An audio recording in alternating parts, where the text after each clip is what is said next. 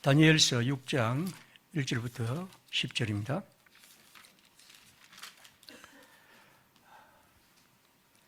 다리오가 자기의 뜻대로 고관 120명을 세워 전국을 통치하게 하고 또 그들 위에 총리 셋을 두었으니 다니엘이 그 중에 하나이라. 이런 고관들로 총리에게 자기 직무를 보고하게 하여 왕에게 손해가 없게 하려 함이었더라. 다니엘은 마음이 민첩하여 총리들과 고관들 위에 뛰어나므로 왕이 그를 세워 전국을 다스리게 하고자 한지라. 이에 총리들과 고관들이 국사에 대하여 다니엘을 고발할 근거를 찾고자 하였으나 아무 근거, 아무 허물도 찾지 못하였으니 이는 그가 충성되어 아무 그릇됨도 없고 아무 허물도 없음이었더라. 그들이 이르되 이 다니엘은 하나님의 율법에서 근거를 찾지 못하면 그를 고발할 수 없으리라 하고, 이에 총리들과 고관들이 모여 왕에게 나아가서 그에게 말하되 다리오 왕이여 만수무강하옵소서. 나라의 모든 총리와 지사와 총독의 법관과 관원이 의논하고 왕에게 한 법률을 세우며 한 금령을 정하실 것을 구하나이다. 왕이여 그것은 곧 이제부터 30일 동안에 누구든지 왕 외에 어떤 신에게나 다른 사람에게 무엇을 구하면 사자굴에 던져 넣기로 한 것이니이다.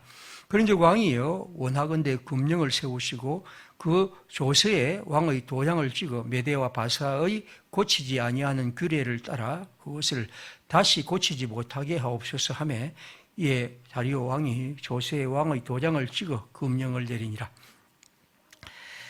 다니엘이 그 조서에 왕의 도장이 찍힌 것을 알고도 자기 집에 돌아가서는 윗방에 올라가 예루살렘을 향한 창문을 열고 전에 하던 대로 하루 3번씩 무릎을 꿇고 기도하며 그의 하나님께 감사하였더라.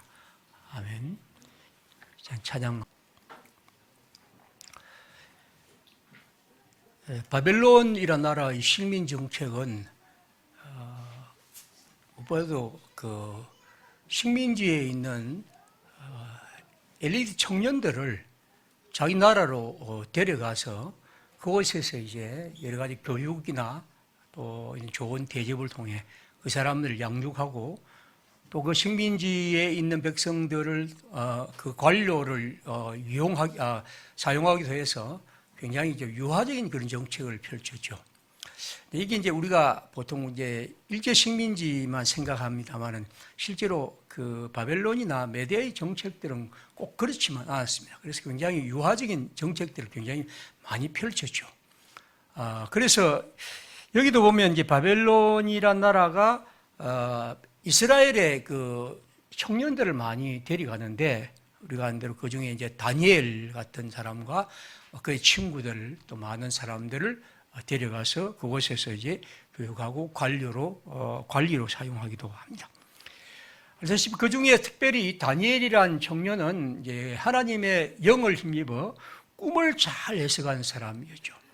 꿈 해석은 요즘은 그냥 뭐 점성술처럼 그렇게 보이지만 옛날에는 굉장히 큰 학문이었습니다. 그래서 이 꿈을 통해서 어떤 것을 이제 해석하고 이해하는 것이 굉장히 중요한 것이었는데, 어쨌든 다니엘은 단순한 학문이 아니라 하나님의 영을 힘입어 바벨론의 왕의 그 꿈을 해석하고 우리가 알다시피 그걸 통해서 그는 관리에 등용합니다.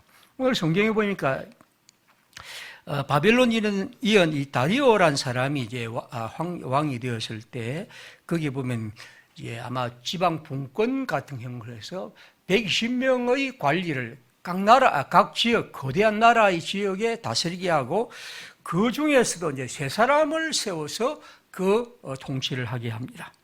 2절에 보면 다니엘도 그 세 총리 중에 한 사람이었다. 그렇게 되었습니다. 그것에 대해서 시기하는 그 관리들이 등장하게 되고, 그들은 이제 왕에게 이 얘기를 보니까 이 다니엘에 대한 이런 시기심이 생겨서 그에게 말합니다. 이러저런 생각을 하다가 우리가 다니엘이란 이 친구를 그 낙마시키기 위해서는 아무리 방법을 해도 할 수 없다. 왜냐하면 이 사람은 너무 정직하고 너무 깨끗하고 모든 것이 참 진실한 사람이어서 어떻게 할 수 없다고 생각하다가 그들이 생각했던 방식이 뭐냐면 다니엘은 하나님이란 여호와 하나님을 섬기기 때문에 이 문제를 가지고 이 사람을 넘어뜨려야 되겠다고 생각하고 7절부터 8절에 오늘 읽은 것처럼 왕에게 이렇게 얘기를 합니다. 그러면 지금부터 딱 30일 동안에 어느 누구든지 우리 가운데 누구든지 왕이나 혹은 우리가 섬기는 이 메디아 바사의 신 외에 다른 신들에게 기도하는 사람이 있다면 그 사람은 사자굴에다가 던져넣기로 합시다. 그리고 이제 이 법을 만들어서 그 금령을 세우고 도장을 찍어서 결코 이것을 바꿀 수 없는 규례로 만들으십시오. 그렇게 얘기를 합니다. 사실 이 메데나 바사나 같은 이런 고대 페르시아 지역에서는 그 다신론, 다시 말하면 다른 나라의 신에 관대합니다. 이제 우리가 보통 기독교의 신은 유일신이지만 그 당시의 신들은 대부분 다른 신들에 관대한데 아주 특이합니다. 이 본문은.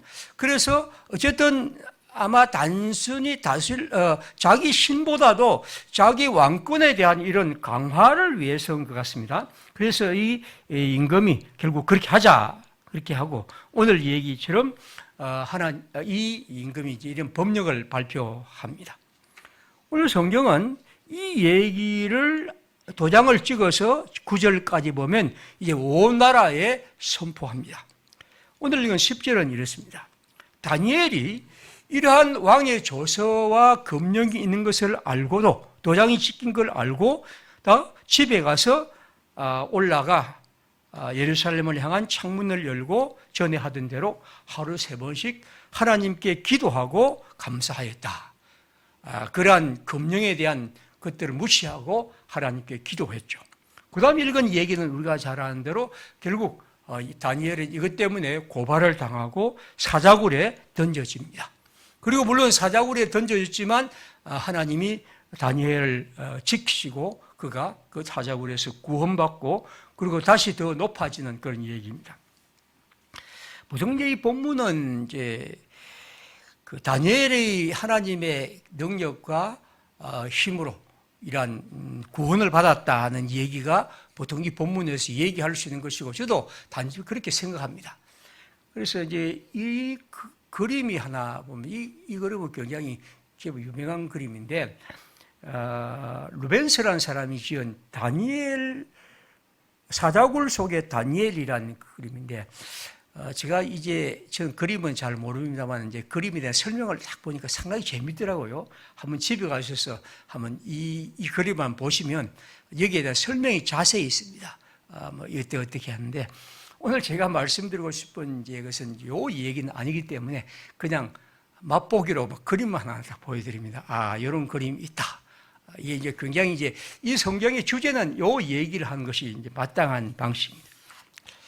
근데 저는 이 얘기를 사자굴 속의 다니엘의 이런 그 구원의 얘기보다도 오늘 제가 10절까지 읽은 이유는 이 10절이 갖고 있는 의미를 얘기하고 싶은 거죠.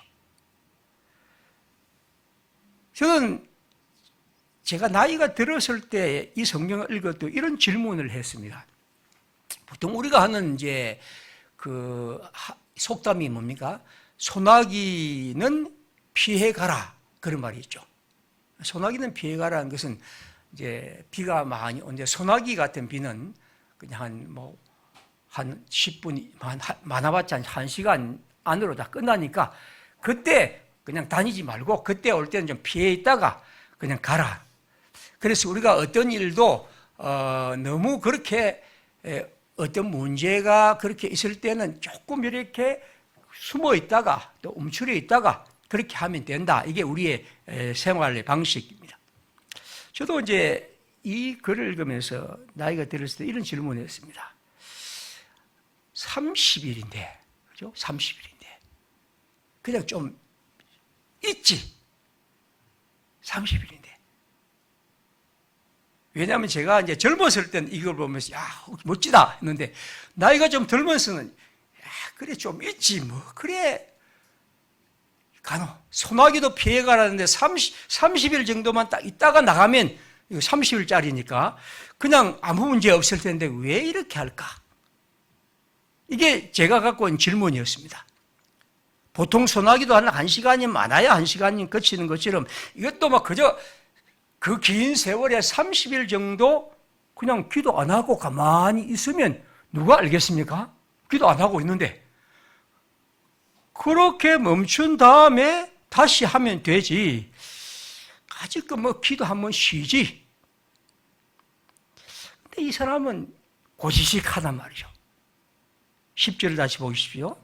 다니엘이 이 조서에 왕의 도장이 찍힌 것을 알고도 자기 집에 돌아가서는 윗방에 올라가 예루살렘으로 향한 창문을 열고 전에 하던 대로 하루에 3번씩 무릎을 꿇고 기도하며 그의 하나님께 감사하였더라. 우리가 생각할 때 왜 그렇게 꼭 할까 하는 질문이 우리의 질문인데 다니엘이 대답은 그렇습니다.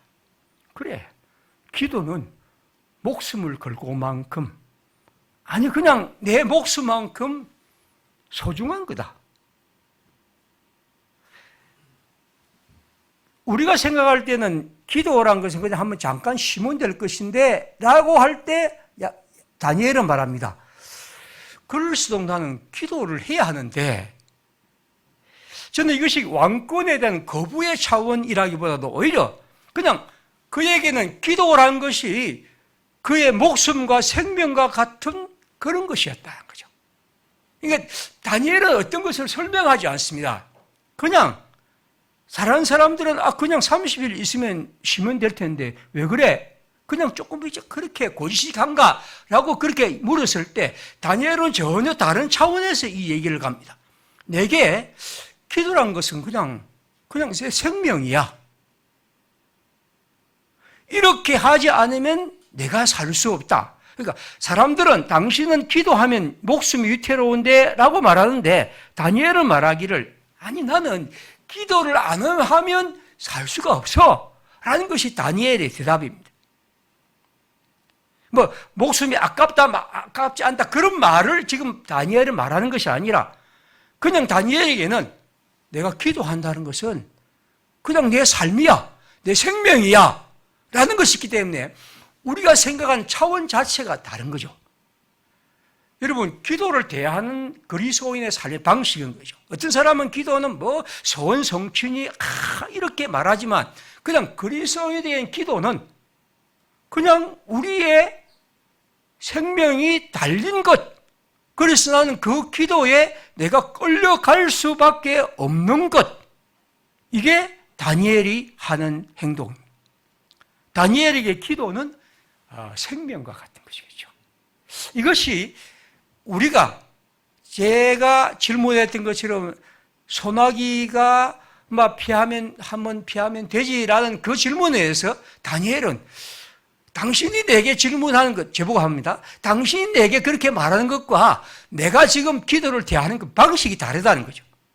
기도는 내게 그냥 왕이 내게 뭐라고 말하는 걸 떠나서 그냥 나는 기도는 하나님과 기도하는 것은 내 생명이고 내 삶인데 당신은 왜 그런 말을 하지라는 것이겠죠. 여러분, 우리가 기도한다는 것을 자꾸만 어떤 종교 의례처럼 생각하는데 우리가 기도한다는 것은 우리의 삶의 생명과 같은 것이라는 사실이 좀 우리에게 깊이 새겨 있으면 합니다. 성경은 또한 이 얘기를 10절을 이렇게 말합니다. 10절 다시 같이 읽습니다. 다니엘이 이 조서에 왕의 도장이 찍힌 것을 알고도 자기 집에 돌아가서는 윗방에 올라가 예루살렘으로 향한 창문을 열고 전에 하던 대로 하루 3번씩 무릎을 꿇고 기도하며 그의 하나님께 감사하였더라. 기도는 감사이죠. 기도는 그 가장 중요한 것이 감사입니다. 어떤 성경은 이것을 감사란 번역보다도 찬양이라 그렇게 옮기기도 합니다. 찬양과 감사는 같은 말입니다. 여러분, 기도란 것은 이 다니엘에게는 감사 같은 거죠. 찬양 같은 거죠. 다시 말씀드리면 우리는 오늘날 우리의 기도가 계속해서 어떤 의례처럼 되어 있다고 할 때 기도에서 다니엘이 우리에게 준 것은 감사와 찬양. 보통 우리가 이 기도란 그리스 단어가 있습니다만은 또 다른 형태의 글이 하나 있습니다. 마가복음 14장 23절을 한번 보겠습니다. 또 잔을 가지사 감사 기도하시고 그들에게 주시니 다 이를 마시매. 여러분이 성경을 보시면 우리 성경에 감사 다음에 기도란 글자가 우리 성경 전체에 보면 작은 글자로 되어 있습니다. 이 작은 글자란 것은 없는 글자입니다. 그 말은 보통 이 그리스 단어는 감사란 말입니다. 그러면 이 마가복음 14장 23절에 예수님의 겟세마네 기도입니다. 십자가의 죽음을 앞두고 한 겟세마네 기도인데 거기에서 주님이 기도를 감사 기도라고 했습니다. 왜 우리 성경이 기도란 말이 없는데 기도란 말을 작게 넣었을까? 그건 뭐냐면 하나님의 사람들에게 감사와 기도는 하나의 얘기란 거죠. 제가 계속 말합니다. 기도란 것은 그냥 우리가 무슨 일이 있어서 하나님을 만나고 그냥 우리의 소원이 있어서 성취하는 그런 문제가 아니고 끝없는 감사의 얘기죠. 그러니까 다니엘이 우리에게 주는 중요한 것은 왜 그가 기도하느냐 하면 이런 위기 속에서 전혀 감사와 관계없는 상황에서 이 성경이 감사라고 할 때 이 감사 기도, 여러분 이 감사 기도란 말이 마태복음 26장 27절도 잔을 가져서 감사 기도하셨다. 누가복음 22장 17절도 잔을 받아서 감사 기도하셨다 하는 이 글을 우리 복음서 세 군데 똑같이 등장하고 있습니다. 감사 기도. 기도란 것은 감사이죠. 왜 우리가 기도란 것을 계속해서 해야 하느냐 하면 바로 이 기도는 우리에게 하나님을 향한 감사의 일로 이끌고 간 거죠.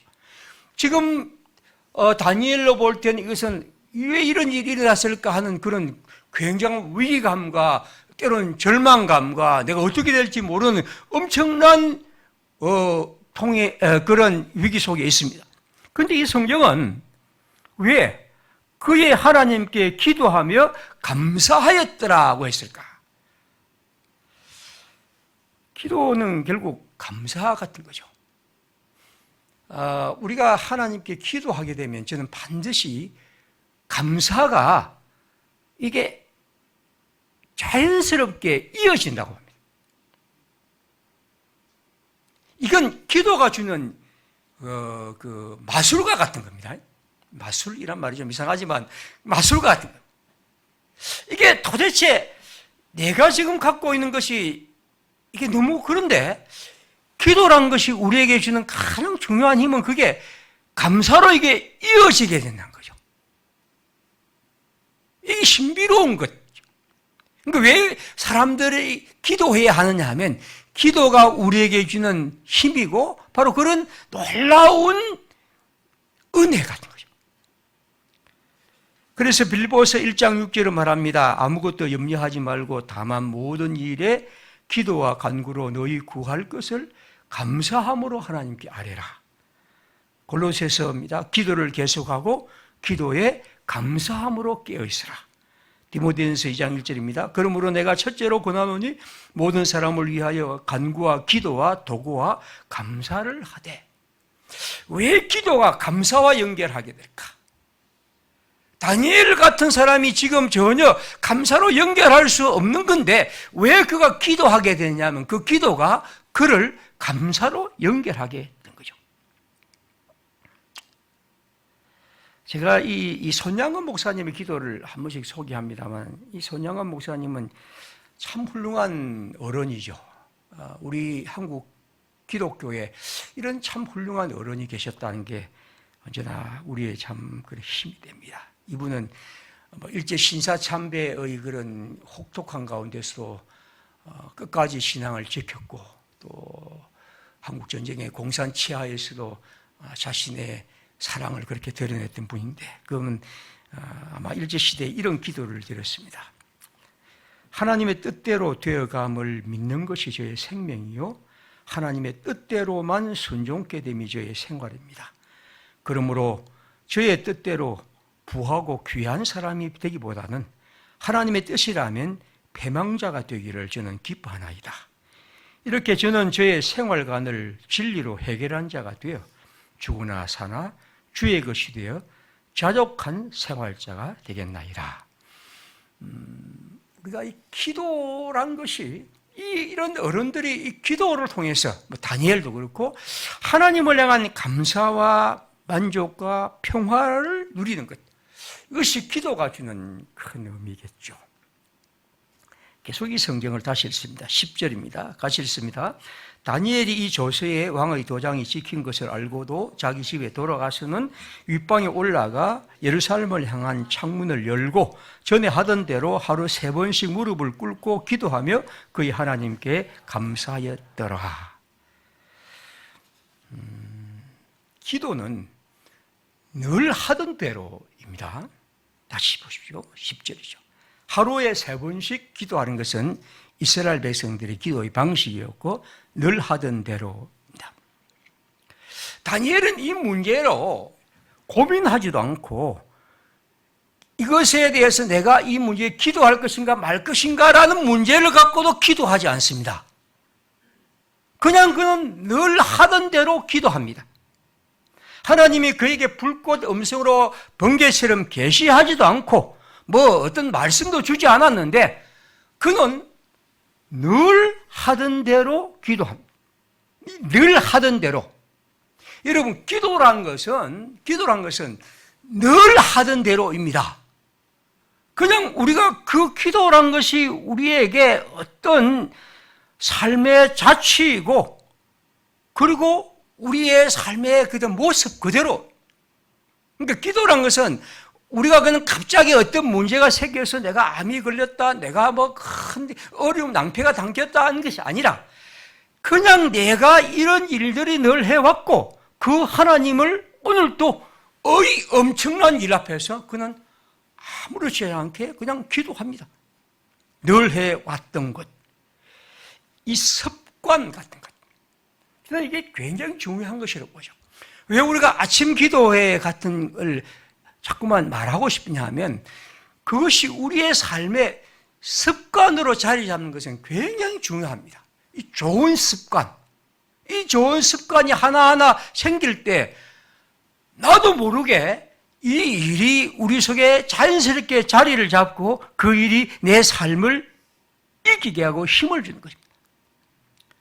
여러분, 득행이란 것은 어떤 사람의 훌륭한 행동이란 것은 결단과 의지, 멋진 어떤 지식의 어떤 그게 아니고 하나의 행동과 습관에 드러난 거죠. 어떤 사람의 행동은 그냥 그가 살아온 좋은 생활의 방식입니다. 용기에 뿌리는 습관이란 말이 있죠. 왜냐하면 용기란 것은 그냥 나타나는 것이 아니라 그가 살아온 삶의 좋은 훌륭한 삶의 방식이 드러난 것입니다. 우리가 생각할 때 아까 30일만 멈추지. 이 사람은 다니엘은 이렇게 말합니다. 아니, 나는 그냥 늘 해왔는데 늘 해왔는 걸 내가 지금 하는 거고 여기에 용기고 뭐고 이런 거 없다. 그냥 나는 그렇게 늘 해왔던 것을 하는 것이고 이 늘 해왔던 것이 지금 하나님의 역사를 이룬다는 것이죠. 오늘 우리가 그리스도인으로서 하나님 앞에서 이런 기도라는 것도 그렇죠. 성경을 읽는 것도 복음을 실천하는 것도 하나님의 뜻을 사랑하는 것도 우리가 하나님께 예물을 드리는 것도 나는 그럴 수밖에 없어요. 나는 다른 것이 없어요. 라는 것이 바로 그런 거죠. 그래서 예수님이 니고데모의 얘기를 하면서 말씀합니다. 성령으로 난 사람은 바람이 임의로 불 때 어디로 와서 어디로 부는지 알지 못하는 것처럼 성령으로 난 사람도 그러하다. 우리가 그리스도인으로 살아가는 것은 내가 어떻게 해서 한 게 아니라 그렇게 살아오고 살아가는 것들이 끝없이 만들어지고 그런 것을 하나님이 우리에게 더 큰 힘을 주신 것이고 그렇게 이루어지는 거죠.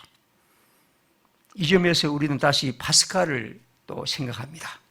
그런데 이렇게 말합니다. 한 인간의 덕의 능력은 그의 노력에 의해서가 아니라 그의 일상적인 삶에 의해서 측정해야 한다.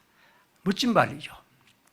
한 인간의 덕의 능력이란 것은 여러분, 그의 노력보다도 그의 일상적 삶이 얼마나 자연스럽게 살아오고 스며들어 온 그걸 통해서 우리는 우리의 덕의 아름다운 것이 드러나는 거죠. 어느 날 하늘에서 불이 내려서 성령이 우리에게 막 불꽃처럼 해서 내가 변화시킨다. 물론 한 번쯤은 그렇게 될 수 있겠지만 우리에게 하나님의 능력은 끝없이 자연스럽게 서서히 등장했고 그것이 우리의 삶을 이어가게 합니다. 누가복음 22장 39절부터 40절에 누가는 예수님의 겟세마네 기도를 이렇게 말합니다. 예수께서 나가사 습관을 따라 감람산에 가심에 제자들로 따라갔더니 그곳에 이르러 그곳들에게 이르시되 유혹에 빠지지 않게 기도하라. 누가만이 갖고 있는 특별한 기록이 습관에 따라입니다. 누가는 이 기록을 아주 재밌게 씁니다. 예수님이 이 기록을 이 겟세마네 기도란 이 엄청난 기도의 자리를 습관에 따라 했습니다. 그분은 늘 그렇게 해왔습니다. 그리스도의 역사에 엄청난 이 십자가의 역사를 앞두고 주님이 그 일을 위해 겟세마네 가셨는데 누가는 그것을 놀랍게 습관에 따라 하고 있습니다. 그분은 그 일 앞에 늘 해왔듯이 그렇게 기도하고 그 기도를 통해 주님을 만납니다. 여기 보면 성경에 따라갔더니 40절에 보면 그곳에 이르러 누가는 그것을 겟세마네라고 말하지 않습니다. 그곳, 그만큼 누가에게 기도는 중요했고 누가는 기도의 사람이었고 그리고 그는 겟세마네를 아예 그냥 그곳이라고 했습니다. 왜냐하면 그 예수님이 늘 알고 있는 곳이기 때문에 그는 아예 그렇게 불렀던 것이죠. 여러분, 기도는 우리에게 늘 하던 대로 습관과 같은 것입니다. 우리가 하나님의 말씀을 읽는 것도 하나님을 사랑하는 것도 주님의 교회에 이렇게 함께 모여 예배하는 것도 그리고 우리가 하나님의 뜻을 따라 실천하는 것도 습관들이죠. 저는 우리 젊은이들이 하지만 이런 좋은 습관들을 가지는 것들을 참 권하고 싶습니다. 하나님 안에 좋은 습관을 가지며 살아갈 때 우리도 모르게 내 삶이 그런 습관을 따라 아름답게 엮어질 때 사람들은 우리 보고 야, 저 사람은 삶은 참 자연스럽구나 라고 말할 수 있을 것 같죠. 이 얘기가 또 기도의 얘기입니다. 또 한 번 더 하겠습니다. 10절입니다. 다시 읽습니다. 같이 읽겠습니다. 다니엘이 이 조서에 왕의 도장이 찍힌 것을 알고도 자기 집에 돌아가서는 윗방에 올라가 예루살렘을 향한 창문을 열고 전에 하던 대로 하루 3번씩 무릎을 꿇고 기도하며 그의 하나님께 감사하였더라. 창문을 열고, 이게 특별한 재미있는 분이죠. 왜 창문을 열었을까? 창문을 닫고 하지. 그때 열어. 어떤 성경은 창문을 열린 채로 그렇게 옮길 수도 있습니다. 어쨌든 창문을 열었다.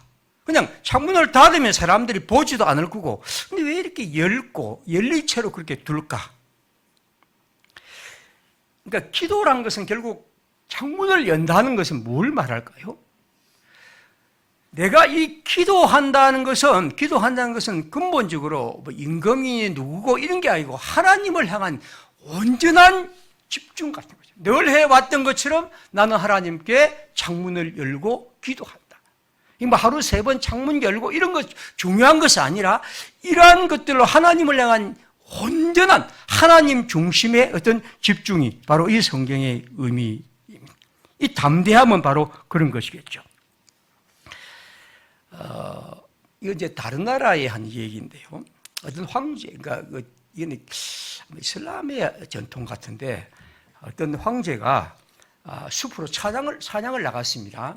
사냥을 나갔는데 그 당시 이제 이 저녁 기도 시간이 되니까 이 황제가 내가 저녁에 기도해야겠다고 생각해서 그 사냥터에 앉아서 기도를 막 하고 있습니다. 말에서 내려서 이제 땅에서 자리를 펴고 기도를 하고 있는데 그때 마침 어떤 그 여자 한 사람이 자기 남편이 아침에 나갔다가 이제 돌아오지 않는단 말이죠. 그래서 너무 걱정이 돼서 이 여자가 이제 남편을 찾기 위해서 막 분주하게 다니다가 그곳을 이제 사냥터를 지나가다가 보다가 임금이 그냥 앉아서 아주 경건하게 기도하는 것도 모르고 그냥 툭 차고 그냥 지나가 버렸던 거죠. 그리고 넘어졌습니다. 그리고 그냥 가버려. 이제 황제가 생각하니까 이 누구야 이거? 내가 그래도 임금인데 나를 차고 가면서 아무 잘못 미안합니다 말도 없이 가. 그렇게 딱 생각하고 이제 그렇지만 기도 시간이니까 다 기도하고 이제 딱 갔습니다. 한참 지나고 나서 기도 시간이 끝나고 이제 딱 일어나서 말 위에 있으니까 조금 있으면 그 여자가 딱 오는데 자기 남편하고 막 너무나 노래를 부르면서 오는 거예요. 그리고 이제 여자가 딱 와서 오니까 아이고 이분이 아까 내가 차고 지나간 사람이 바로 임금님이란 말이죠. 죽었구나 하고 생각해서 이제 고개를 숙였습니다. 그러니까 이 주인의 고개를 숙이지 않고 가만히 멍하니 있었죠. 그러니까 이 임금이 말했습니다. 이 여자를 보고 아니 어떻게 네가 감히 내가 나한테 그렇게 하고 갈 수 있느냐? 그렇게 하고 이제 벌을 줄 것이다 하고 이제 크게 말을 하니까 이 사람이 이런 얘기를 했죠. 이 부인이 말했어요. 폐하, 제가 제 남편이 잃어버린 것을 생각해서 너무너무 뭘 생각에 골몰해서 그냥 폐하께서 지금 앉아서 기도하는 것도 모르고 그냥 지나갔습니다. 그래서 내가 누군지도 모르고 기도한지도 모르고 갔다 왔는데 못 보고 말았습니다.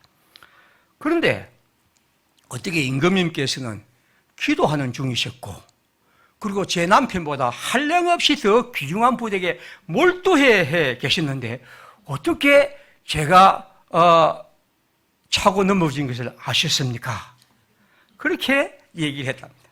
그러니까 이분이 내가 참 미안합니다 라고 그렇게 하고 갔다는 그런 얘기입니다. 여러분 이 기도한다는 건 우리가 짧은 기도의 시간이지만 기도한다는 것은 하나님을 그렇게 만나는 거죠. 그러니까 우리가 뭐 문을 닫아라 마라 이런 것들에 관계없이 우리는 온전히 하나님을 만나는 그런 자리를 계속해서 만들어가는 거죠. 저는 오늘 이 다니엘의 기도의 얘기를 6장 10절의 말씀을 드리면서 우리에게 이 기도라는 것이 그냥 시간이 좀 있을 때 하고 뭐 나이가 든 사람들이 하고 뭐 아무개나 하고 하는 것이 아니라 우리의 삶에 그토록 소중한 것이고 우리의 삶을 지탱하는 힘이고 우리를 이 땅에서 아름답게 만드는 참 좋은 하나님의 선물이라는 거죠. 저는 이 다니엘의 얘기를 통해서 그걸 좀 얘기 드리고 싶어요. 그래서 우리 평화의 식구들이 하나님을 향한 이 기도의 좋은 자리를 많이 만들어서 우리가 꼭 다니엘처럼 아니더라도 이 기도를 통해 우리 자신이 하나님 안에서 그 어떤 얘기가 있어도 어떤 문제 앞에서도 다니엘처럼 다시 10절의 말씀처럼 조서의 왕의 도장이 찍힌 것을 알고도 자기 집에 돌아가서는 윗방에 올라가 예루살렘을 향하여 창문을 열고 전에 하던 대로 하루 3번씩 무릎을 꿇고 기도하며 그의 하나님께 감사하였더라. 이러한 기도를 통해 하나님의 사랑으로 우리 자신을 세워가는 것, 이것이 바로 우리들의 삶이겠죠. 어쨌든 이 10절은 이 글쓰기에 참 이 담백함을 저는 봅니다. 저는 글을 좀 많이 읽는 편인데 이 글은 굉장히 담백합니다. 이 거대한 위기와 엄청난 것 앞에서 너무나 10절은 담백하게 이 글을 씁니다. 저는 이게 굉장히 마음에 듭니다. 이 위기 앞에서 이렇게 간단하게 쓸 수 있고 자신의 얘기를 나눌 수 있는 것. 이것은 기도하는 사람이기 때문이죠. 그래서 돌스토이는 이런 얘기했습니다. 기도한다는 것은 영원하고 무한한 존재인 하나님의 법칙을 인정하고 그것을 상기하며 그 법칙에 자신의 과거와 미래와의 행위를 적용하여 생각하는 것이다. 되도록 자주 기도하는 것이 좋다. 좋습니다. 이 좋은 기도를 우리가 어찌 소홀히 하며 살아갈 수가 있겠습니까? 이 은혜가 이 안에 우리의 것이기를 빕니다. 기도합시다. 우리 모든 성도들이 이 한 해 하나님께 기도하는 좋은 자세를 갖고 하나님께 살아갈 수 있도록 기도를 통해 하나님 만나고 다니엘처럼 든든히 서고 그래서 하나님의 은총을 입고 살아가는 주의 사람들이기를 함께 기도합시다.